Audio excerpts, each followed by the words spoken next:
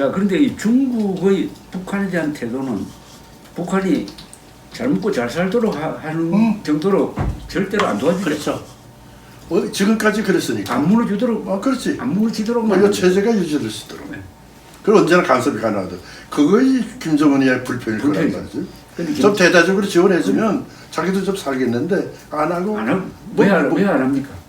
그러니까 이게 중국은 왜 북한을 본격적으로 왜 안 도와줍니까? 그렇지 않아도 그 과거부터 뭡니까 이 1956년 프리처프가 20차 당대에서 평화공전 스탈린 격파 일어났을 때 그때 이데올로기 분쟁이 일어났을 때 중간됐었잖아요. 예. 김수희가. 예.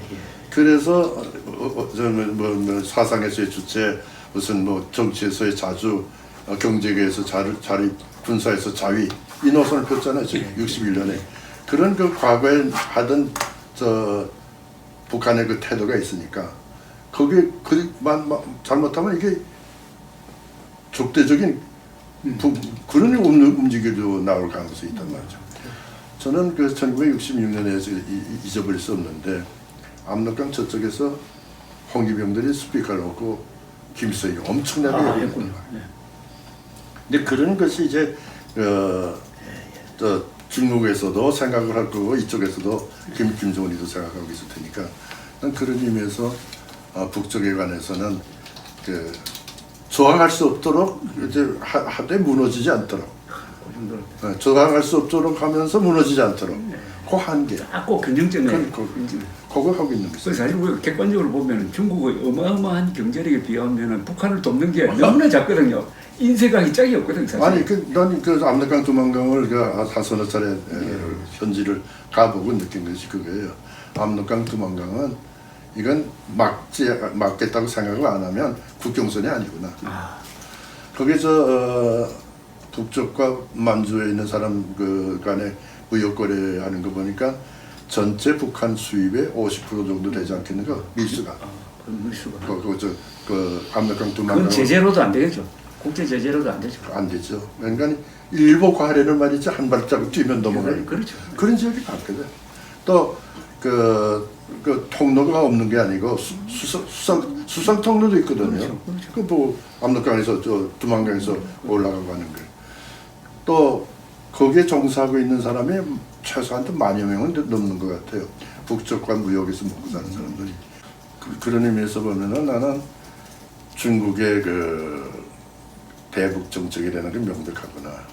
무너지지 않도록 그렇다고 저항하지 못하도록 그 한계선에서. 그러니까 두만강, 압록강을 가운데 둔 한국과 북한의 이 역사적인 교류가 너무나 긴밀했고 그죠? 막는다고 해도 될 것도 아니고 그렇다면 물불교환이나 뭘 해가지고 북한이 어려우면은 만주에서 일로 도움이 들어오는 거고. 구체적으로 얘기하면 이런 거죠. 1958년에 그래서 삼면 홍기 때 만사 굶어 죽게 됐지 않았어요? 그때 만주에서 동포들 여기 왔거든. 북한으로 왔다 이거죠. 북한으로. 특히 문화대혁명 때 신의주에만 7,000명이 왔대요. 7,000명 그 숙청된 그 살았거든. 반대로 그 권한의 행군 때는 북쪽 사람들이 그쪽 올라가서 얻어먹고 살았단 말이죠. 그런 그 역사적 관계이기 때문에 나는 그 국경선이라고 보질 않았어요. 그래서 이건 국경선이 아니구나.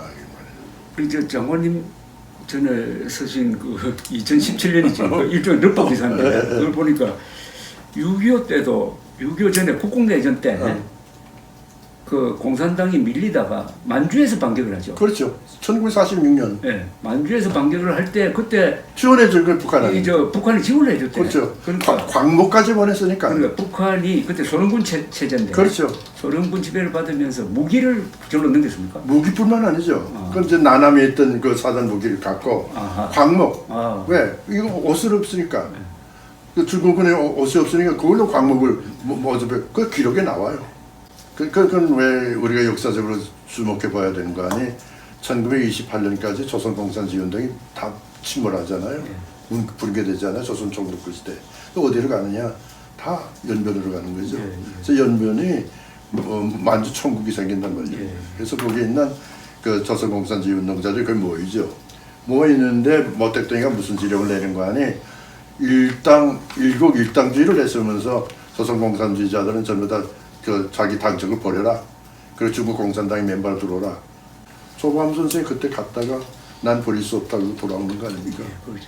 북한이 그러니까 결국 우리가 지금 제일 궁금한 게 김정은이가 핵을 쓸 수 있느냐 없느냐입니다. 그게 이제 궁극적인 의문인데 저는 미치지 않는 한 핵을 쓸 수 없다고 보는데요. 핵을 쓸 수 없다고 보는 이유 중 하나가 한국에 지금 외국 사람들이 200만 명이 들어가 있습니다. 그 중에 80만 명이 중국 사람입니다. 그 다음에 베트남이 한 28만 명 되고요. 태국이 많고 미국이 한 15만 명. 15만 명. 일본 사람은 한 3만 명밖에 안 돼요. 자, 핵을 쓰면은 우선 중국 사람, 저 미국 사람, 일본 사람이 죽을 거 아닙니까? 이래도 핵을 쓸까요? 나는 핵을 쓴다고 할 때는 북한의 군부에서도 문제가 된다고 봐요. 핵을 핵을 쓰면 다 망하는 거 아닙니까? 그렇죠. 핵을 쓰면 살아남을 수 없죠. 핵을 쓰는 순간 북쪽은 망하는 거죠. 그러면 다 너만 망하니? 나도 망하는데. 그렇게 한다 이거죠. 그렇게 되는 거죠. 그렇기 때문에 핵 문제는 그렇게 쉽게 그 김정은이가 결정할 수 없을 것이다. 나는 핵을 쓴다고 하면은 군부에서 가만히 있을 수 없을 것이다. 왜? 다 망하니까. 또 하나 제가 핵을 못 쓸 거라고 보는 거는 김정은이에 이렇게 초점을 맞춰서 보면은 김일성도 그렇고 김정일도 그렇고 김정은도 그렇고 요놈들이 하루하루가 행복한 사람들 아닙니까? 그렇죠? 생살 여탈권을 가지고 온갖 방탕하고 좋은 건 다 먹고 그러면은 핵을 쓰면은 그 즐거운 나날이 다 날아가 버리는데 그걸 선택을 하겠느냐? 난 핵을 쓰는 순간에 망한다고 봐요. 그렇죠. 그건 알겠죠. 그렇지. 그걸 알지. 그게 제일 중요한 거죠. 그건 알겠죠. 근데 그거를 명백하게 김정은에게만 얘기할 것이 아니라 북한 인민군에게 다 해야 돼. 그러니까 과거에 하셨던 KBS 대북방송을 통해서 18년 동안 북한 노동당원에게 그렇지. 간부들에게 한 지금도 하고 있어요. 방송 지금도 합니까? 지금 프리 에이시아 RFA 레디오 프리 에이시아. 그쪽을 통해서 합니다. 1개월에 한 번, 일주일에 한 번씩 하죠. 15분. 그 이야기를 많이 하셔야 되겠네. 가깝죠. 핵 쓰면 당신도 죽는단 말이지. 그건 뭐 그래서 핵을 가진다는 게 너희들한테 얼마나 위험한 현상인가를 알아라는 거죠. 핵을 버려야 너희들한테 제재도 준비될 것이고 살 길이 있다. 그건 나를 기승전결할 때 결론에는 반드시 그 얘기를 넣었지 매번. 네. 그리고 요새 간첩단 사건이 이제 많이 들통이 났는데 그 목표가 민노총으로 돼 있어요. 민노총 안으로 침투를 한다고. 이건 상당히 주의하게 볼 줄 아닙니까? 나는 여기도 잠깐 썼지만은 내가 1972년, 73년에 노동 문제를 아주 깊이 생각을 했어요. 그래서 우리 국영기업체 노동자 간부들 교육을 내가 별도로 시켰어요. 그러니까 교육을 받은 자는 폭력 투쟁을 안 할 것이다 생각했기 때문에. 근데 그 후에 전두환 정권 들어와서 그 친구들이 다 모가지 달아났다고 그래서 참 아깝게 생각했는데 그때부터 북쪽은 이걸 생각을 했죠. 산업화된다. 그러면 프롤레타리아트가 생성된다. 그 프롤레타리아트를 기점으로 해서 남한의 노동운동을 일으키자. 그 기본 원칙. 그러니까 도구마적이죠. 그 실현될 가능성 생각 안 하고 논리대로. 그러니까 저쪽에서 가장 좋은 것은 반자본 투쟁 아니겠어요? 남한이 못쓰니 있는 자 없는 자 격차가 생기니까 가장 이용하기 좋죠. 그래서 민노총의 중심이 돼서 들어오겠죠. 가장 좋지 않아요?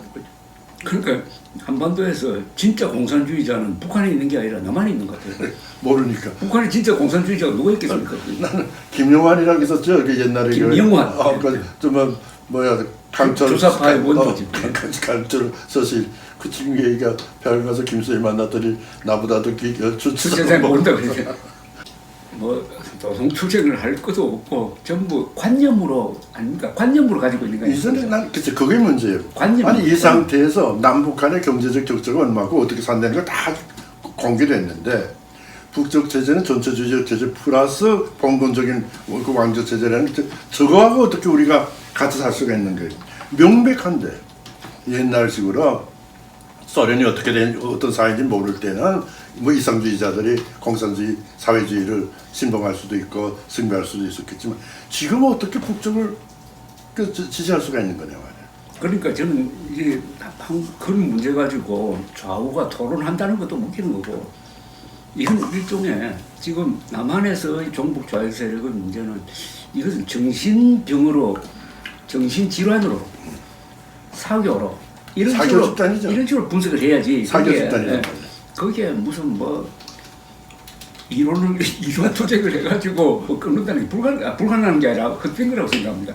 주체 사상이 뭐 있는데? 정신질환입니다. 이거는 말도 안 되는 집단적인 거죠. 정신질환입니다. 그러니까 이건 완전히 사교 집단의 사교 집단. 그거죠.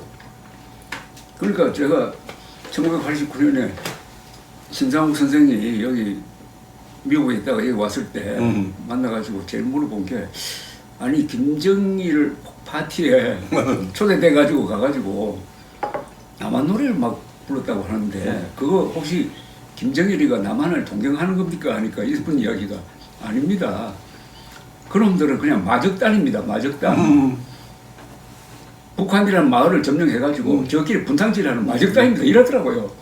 그 마적단 아닙니까 진짜? 그렇죠. 생리가 마적단 아닙니까? 지금 하는 짓이 똑같아요.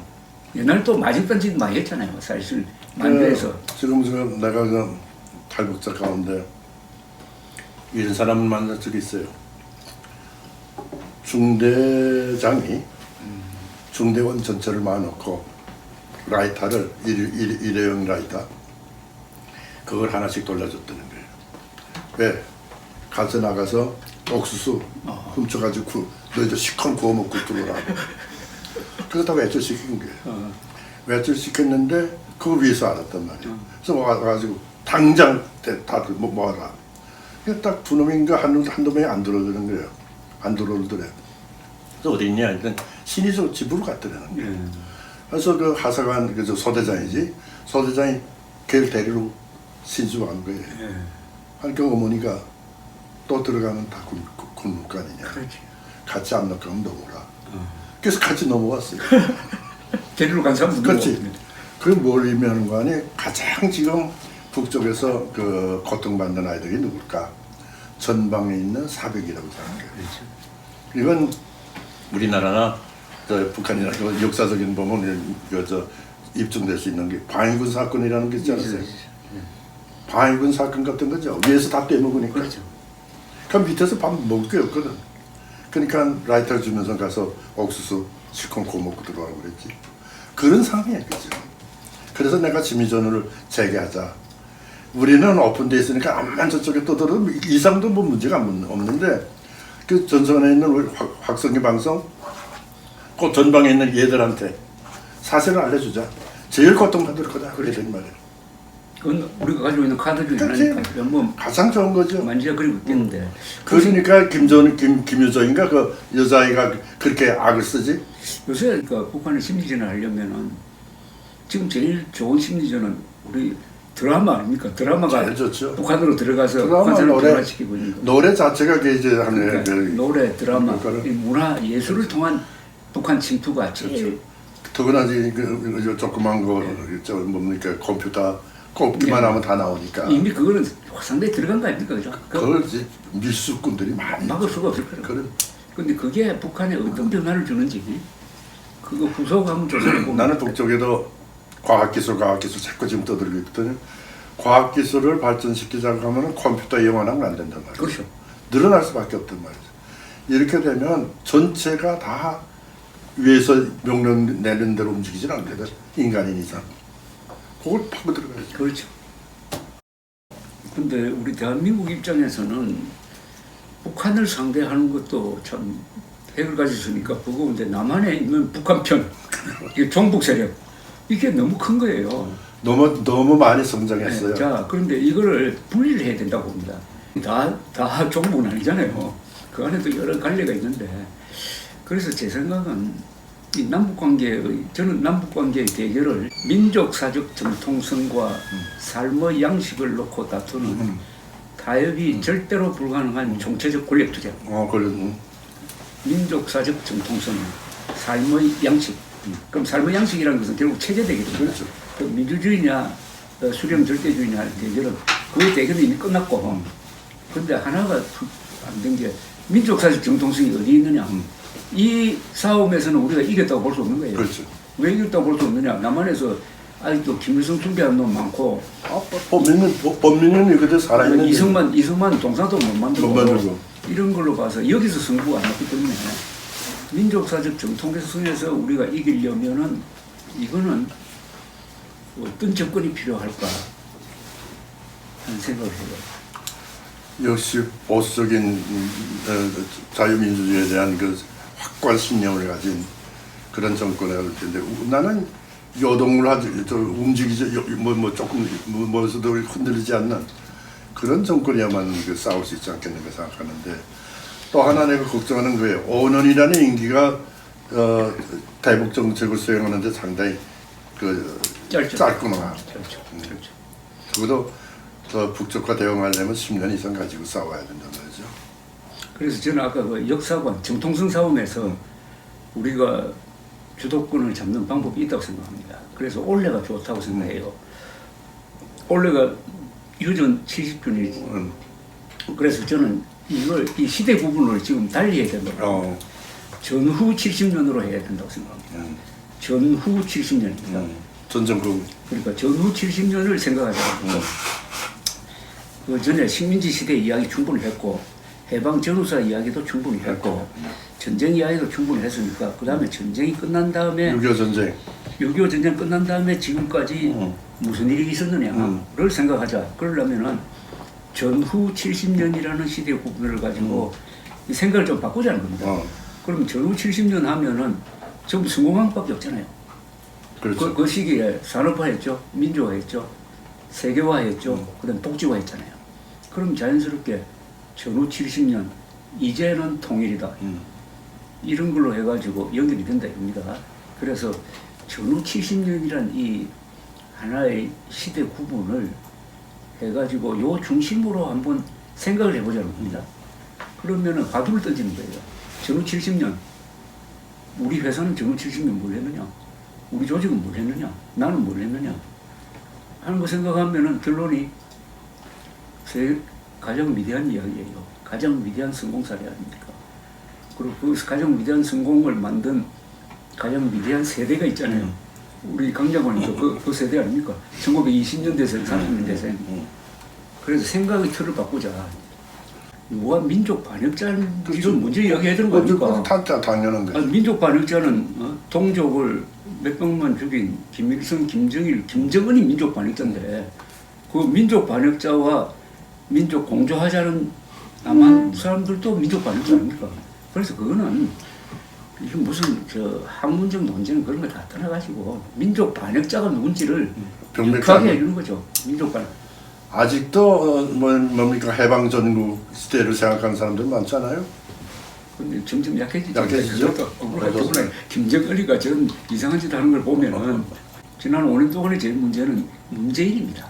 문재인이가 김문수 전 지사 말대로 자기는 확실한 김일성주의자라고 했잖아요. 확실한 김일성주의자라고 했습니다. 김일성주의자라고 해도 반론이 안 나오잖아요.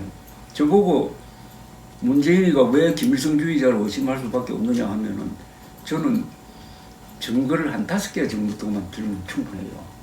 첫째는 2018년 9월 19일 평양에서 연설하면서 대한민국 대통령이라고 하지 않고 남쪽 대통령 문재인이 김정은 국무위원장의 소개로 여러분들 앞에서 인사를 드리게 돼서 무한히 기쁩니다 하고 연설을 한 7분이 김정은을 민족 지도자로 추격한 거거든요. 국무위원장. 네? 그거 아닙니까? 그 증거 두 번째 2017년 9월 유엔 총회 가서 연설을 하면서 6.25를 뭐라고 설명했느냐? 6.25는 내전이었고 국제전이었습니다. 이렇게 이야기했습니다. 6.25는 내전이고 국제전이었습니다. 딱 요 문장 하나. 그 다음에 제주도 2021년일 겁니다. 4.3 사건 기념사를 하면서 여기 희생된 사람은 통일을 지향하다가 먼저 꿈을 꾼다고 해가지고 희생이 됐다. 라고 했잖아요. 이거 다 합치면은 그 김일성 주시 아이고 뭡니까? 그러니까 참 그런 연설문을 누가 작성했을까요? 본인이 작성했을 리는 없는데. 그래도 그걸 당당하게 읽었으니까 본인 거지. 그러고 그 사람의 머리는 그런 건데. 아니 그래서 저는 문재인의 아버지가 문제였다고 봐요. 문재인의 아버지가 무슨 저 농업계장인가? 흥남에서 농업계장 농업과장까지 했다는데 그때 농업과장 했으면 공산당원일까요? 저 노동당원일 가능성이 있습니까? 없습니까? 1950년이니까 그때는 조금의 이문이 있지만은 적어도 도회 과장 정도면 당에 가입했어요. 시에 과장을 했대요. 흥남시에서. 하여튼 노동당원일 가능성이 많은 거죠. 그렇지, 많은 거지. 네, 많은 거죠. 정말 농업 문제 아닙니까? 그렇지. 이 사람이 이제 농지개혁 끝났을 테니까. 자, 그럼 배를 타고 거제도로 왔단 말입니다. 와가지고 문재인을 여기서 나왔단 말입니다. 자, 그런데 이 사람이 저 남한에서 성공을 못했어요. 남한에서 경제적으로 성공을 못하고 상당히 불우하게 보낸 것 같습니다. 그러면은 아마도 북한에서 엘리트인데 남한 사회에 대해서 불만이 많았을 것 같아요. 가능성이 있죠. 그 불만을 어떤 식으로 토로했느냐? 문재인의 그 회고록에 나와 있습니다. 어떻게 나는 읽어보지 못했는데. 꼭 읽어보세요. 그럼 무엇이 그려질 겁니다. 이렇게 이야기했답니다. 이승만, 박정희 비판을 많이 했다. 특히 박정희가 중농 정책을 쓰지 않고 저고가 정책을 써가지고 농촌을 죽인다고 이야기하더라. 저고가 정책으로 농촌을 죽이는 박정희를 욕을 하더라. 이렇게 써놨어요. 중농 정책을 안 썼다고. 그 다음에 또 하나, 그 젊은 애들 앞에서 한일 회담 반대해야 된다고 이야기하더라. 그 어떻게 생각하십니까? 이건 뭐 북적투정을 꼭 갔구만. 그런데 더구나 월남한 사람 중에 이렇게 이야기하는 사람 있습니까? 그렇죠. 없죠. 월남한 사람이 어떻게 이런 이야기를 하느냐. 그 교육을 받았구만. 틀었어요. 그 자기가 제일 큰 영향을 받았다는 거. 그래가지고 이영희라고 있잖아요. 이영희. 네. 이영희가 쓴 무슨 책에서 전환길 원리. 월남은 반드시 적화된다.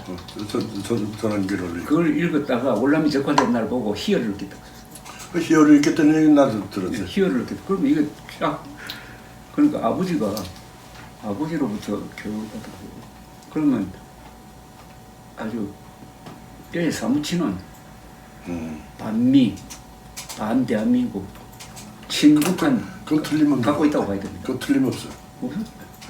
반미 그 틀림없고. 반미 틀림없고 반일 틀림없고. 친북 틀림없고. 친북, 친중. 그다음에 반대한민국입니다. 그렇죠. 그 결과서 반대한민국. 반일, 반한. 그런 사람을 대통령으로 뽑은 우리 한국 사람들이 일대 모험을 한 거지. 일종의 사망유의를 한 건데. 그러니까 지난 5년 동안에 망가질 대로 망가졌어요. 사망유의를 한 겁니다. 그러니까 국격이 형편없이 됐고 어디 가서 창피해서 얘기를 못할 정도가 됐고. 윤석열 대통령이 그 바르게 한다고 지금 고생하고 있습니다. 그죠? 그때 그 후유증을 지금 안고 있는 거지 뭐. 지금 이 정권이다. 당장 뭐 이거 보면서 언제나 이렇게 저릴까? 후유증 아닙니까? 근데 윤석열 대통령의 안보 정책은 북한에 대해서는 뭐 대담한 제의를 한다고 말만 했다고 봅니다. 저는 말하고 거기에 중점을 두는 게 아니고 한미일 협력 관계를 복원하고 그 다음에 전술핵 재배치 또는 무슨 해구산 정책의 구체화, 액션 플랜 여기에 또 훈련까지 하고 하는 거에 중점을 두고 있다고 보거든요. 그 방향은 잘 잡았다고 보십니까? 언론은 그 방법밖에 없죠 지금. 아니 그 방향은 좋다고 생각해요. 우선 확장 억제력이라는 게 막연하거든. 그렇죠. 그 구체적으로 뭐 내놔야 된다 말이죠. 그렇죠. 여기 핵을 갖다 넣던가, 그렇죠. 아니면 어떻게 뭘 하겠다든가 뭐 있어야 되거든. 근데 그게 지금 애매한데 거기에 대한 명백한 미국의 그 확신을 우리가 미국에 대한 확신을 가질 수 있도록 조치를 해주는 거. 그 지소미아 같은 것도 그래요. 지소미아 같이 좋은 거 어디 있어요? 나같이 정보 협력한 사람은 제일 시간이거든요. 그렇죠. 그 미군을 타서 들어오는 것보다도 그렇죠. 일본하고 직접 그렇죠. 얼마나 빠른지 모르지. 지소미아는 아직 살아있잖아요. 살아있는데 그게 제대로 움직이니까. 제대로 움직일 수 있도록. 가장 중요하다는 게 이제 그래서 이제 국정원이 문제가 되는 거예요. 네. 나는 내 그 경험에서는 아무리 정부와 정부 간에 무슨 정보 협정을 체결했다고 해도 통하지 않습니다. 상대방을 믿어야 돼요. 믿지 못하면 그거 왜 줍니까? 내가 정보를 줬는데 그 밖으로 새 나갈 것 같으면 우리한테 주질 않죠. 그러니까 그 거기 근무하는 사람, 종사자, 분석관, 국장에 관한 상대 국가가 완전한 신뢰를 가져야 된단 말이에요. 근데 이걸 어떻게 빨리 만드느냐? 뭐 내가 후배들한테 물어보진 않았는데 한 뭐 20명 정도 국장이 뭐 그만뒀다고 그래요. 또 뭐 100명 정도 무슨 과장급들이 해제되고 그랬다는데 어떻게 되는지 모르겠지만은 빨리 그 기관에 대한 신뢰뿐만 아니라 거기에 종사하는 그 근무자, 분석관에 대한 국장에 대한 인간적인 신뢰관 이게 없으면 정보가 들어오질 않습니다. 그건 뭐 철저해요. 외국 사람들이 거저 줍니까? 이거 줬다가 빠져나갈 텐데 왜 주겠어요? 그때 정보부 계실 때 정보부의 부훈이 뭐였습니까? 우리 때는 음지에서 일하고 양지를 지향한다죠. 음지에서 일하고 양지를 지향한다. 그게 저 김종필 부장이 만든 거죠. 그렇죠. 예. 맨 앞에 내가 그랬었지만. 그런데 그거 아시죠? 2021년에 박지원 원장이 있을 때 원훈석을 바꾼 거 아시죠? 그 신봉가 신영봉의 글씨처럼 네. 뭐 국가와 뭐에 대한 헌신 이랬는데 그걸 어떻게 보세요? 말도 안 되는 짓이죠. 그러니까 신영복의 글씨를 가지고 부훈을 만들었다는 거는 완전히 중앙정부부의 국가 종합정보기관의 뼈대를 무너뜨리려는 영혼을 바꾸려. 그냥 혼을 바꾸는 거예요. 혼을 바꾸는 겁니다. 근데 그게 그런 반역이 그 문재인 5년 동안에 다방면으로 일어났고 특히나 국정원장, 국방부 장관 두 사람이 김정은이가 해수부 공무원을 사살한 걸 그걸 덮어주려고 정보도 막 지워버리고 이렇게 한 거 한 사실로 또 나타났잖아요. 그리고 탈북 의미는 콩콩 묶어가지고 포함 보내고 그게 다 김정은 부하 노릇한 건 아닙니까? 그렇지. 우리 국방부와 국정원이. 아니 그때 김정일이가 김대중 정부 때 뭐라고 얘기했습니까? 그 국정원 안기부 저게 바꾼 거냐? 당장 때려부시라 바꾸도록 해라. 그러니까 손자 때 와서 자식 때 와서 이루어진 거지. 김정일이 때 큰 소리 쳤는데 김정일 때 와서 이런 현상이 나타난 거죠. 그래서 지금 이제 다 자구 노력을 하고는 있는데 이게 민주당이 완전히 저걸 또 방해 세력이 돼가지고 지금 민주당 하는 짓을 보면은 저거는 참 더불어민주당의 장명에도 신영복이가 관계되어 있습니다. 더불어. 그 더불어가 신영복의 말하자면은 처음처럼도 더불어. 그래서 누구는 김일성의 회고록 세기와 더불어에서 따온 거 아니냐 하는 의심인데 그것도 장명을 할 때 문재인이가 이야기했어요. 신영복 선생의 도움을 받았다고. 그럼 말도 안 가니까. 아니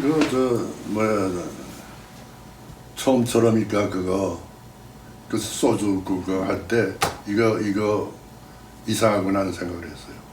그 진로라는 게 얼마나 상표가 좋습니까?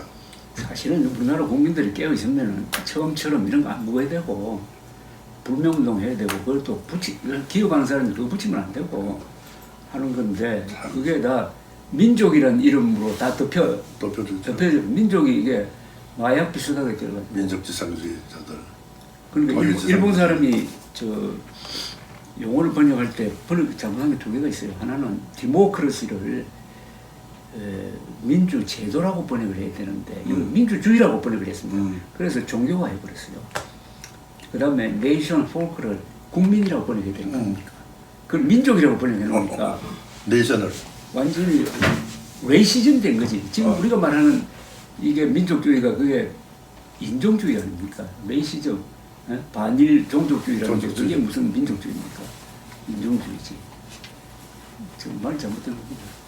우리 모든 게 헌법에 기초를 해야 되는데 물론이죠. 이게 남북관계가 헌법을 이탈해가지고 별도로 노는 바람에 다 끝났죠. 무슨 연방제 연합체 했었는데 지금 우리 헌법 제4조에 보면은 대한민국은 자유민주적 기본 질서에 입각한 평화적 통일을 추진한다 돼 있잖아요.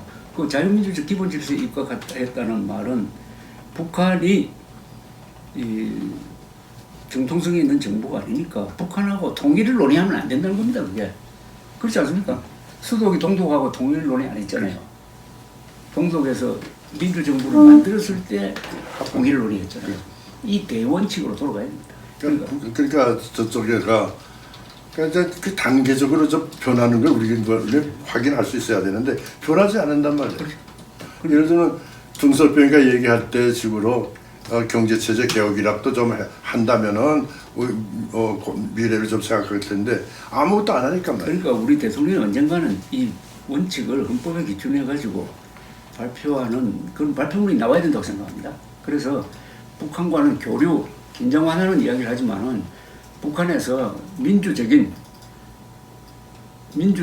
정부가 들어서기 전까지는 통일은 논의하지 않는다. 딱 선을 꺼버려요. 참 이게 사실 현실적으로는 두 개 한국이란 말이죠. 두 개 한국, 두 코리아로 돼 있으니까 이걸 연방제로 묻겠다? 그 말이 안 되는 거지. 그래서 우리가 지금 통일하는데 제일 저는 모델이 두 가지라고 생각하는데 우리 민족사에서 찾으면은 신라의 상부통일이고 그걸 알기 때문에 북쪽에서 나오거든. 그러니까 신라의 상부통일이 이제 나당 동맹을 통해서 그게 이어져버리죠.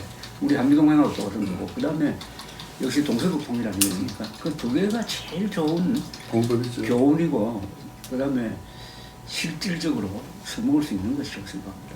북쪽 놈들이 그걸 알으니까 그러니까. 나당 동맹에 대해서 그렇게 계속 신라 욕만 하고 있죠. 네. 신라 통일은 통일이 아니네.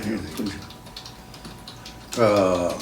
그저 햇볕 정책에 대해서도 북쪽 얘기가 햇볕 정책은 평화적 이행 전략이라고 얘기했단 말이에요. 평화적으로 우리를 먹으려는 거다.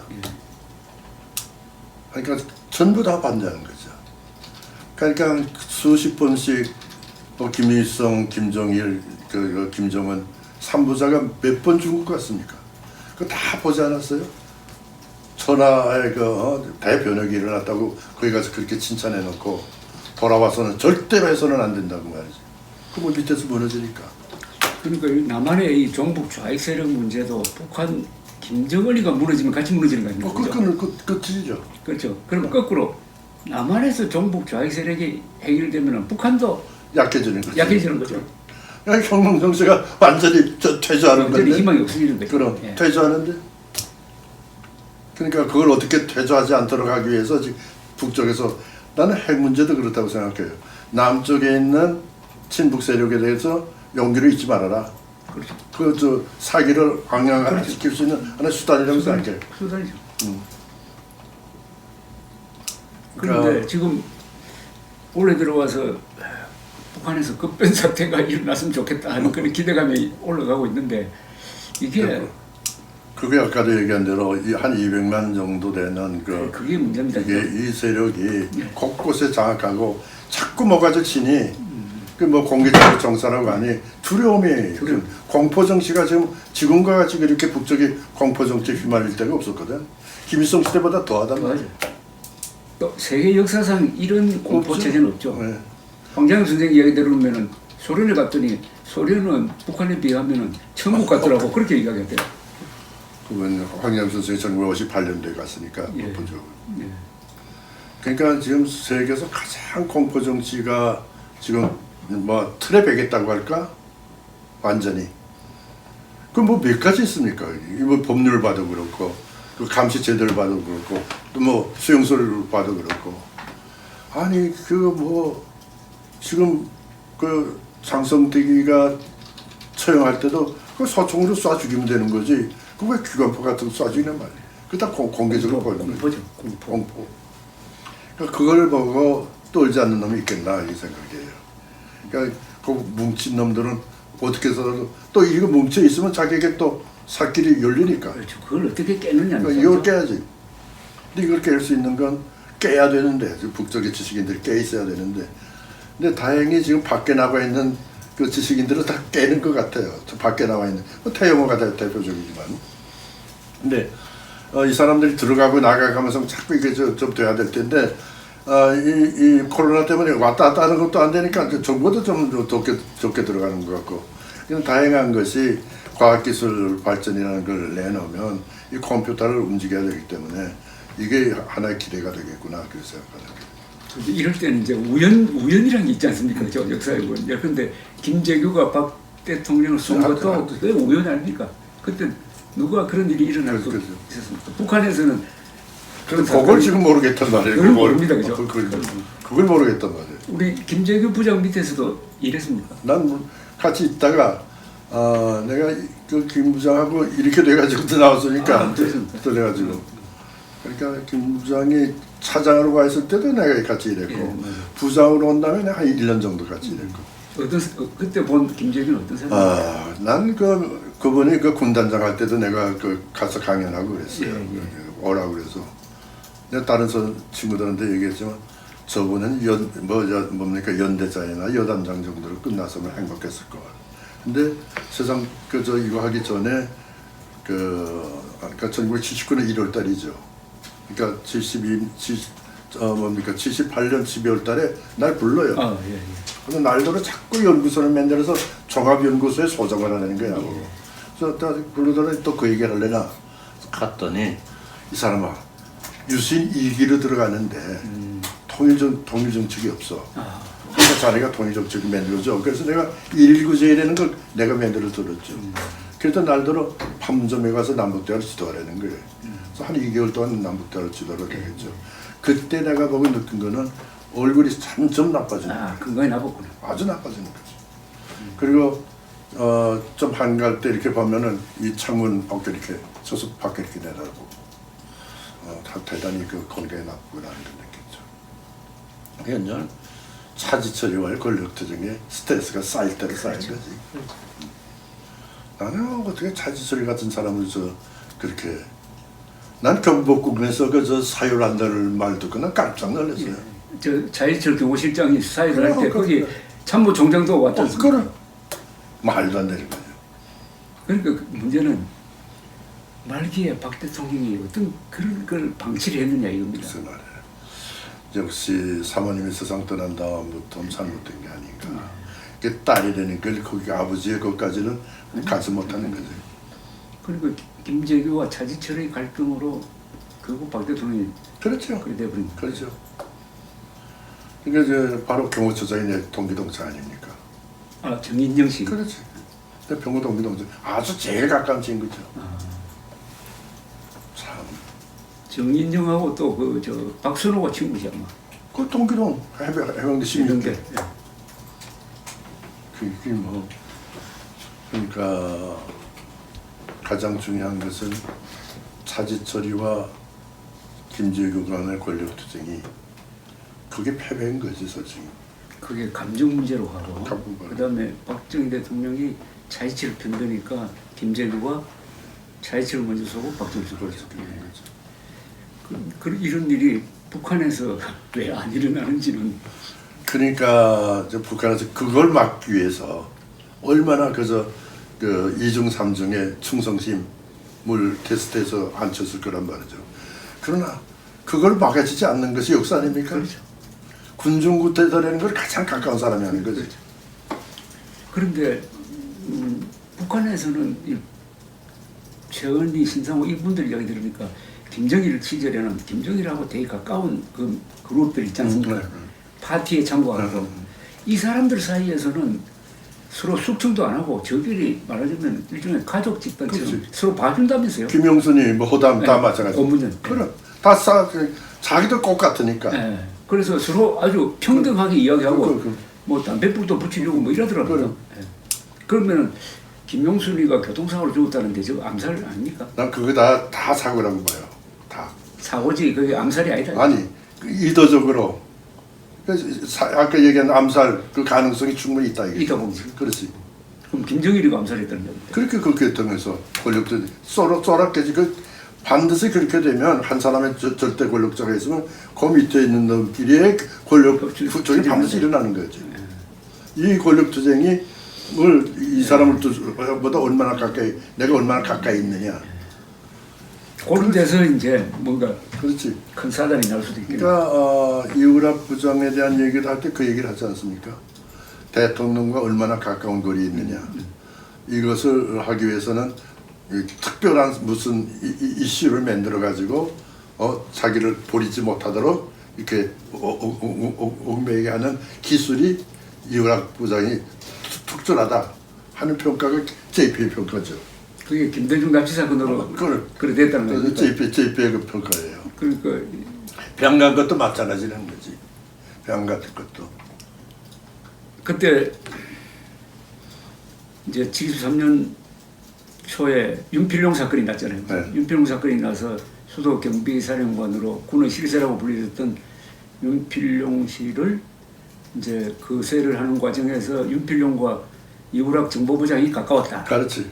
이래 되니까 그때 또 7.3 공동성명으로 대중적인 인기가 높았던 시기고. 저 이우락에 대해서 박정희 대통령도 끔찍하게 생각하고 초조해진 이우락 씨는 김대중을 납치해 옴으로써 뭔가 좀 만회를 해보려고 했는데 김대중을 저런 식으로 납치해 보면 국제 문제가 생길 거라고 알았을 텐데 왜 저런 바보짓을 했느냐 하는 이 의문보는 하나 남아있는데 예.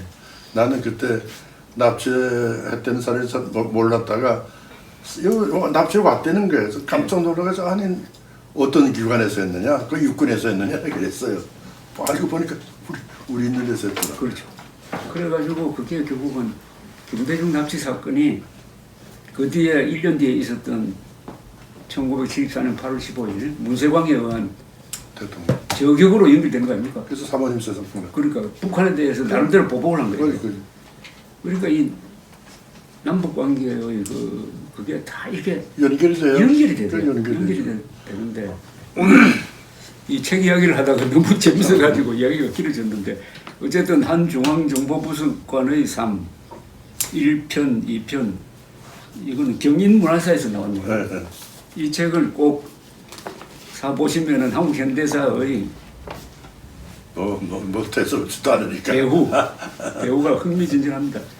다음에 또 모시고 네. 좀 말씀드리는 고맙습니다. 겠습니다. 오늘 너무 시간 오래간만 뵈서 반갑습니다. 이야기 고맙습니다.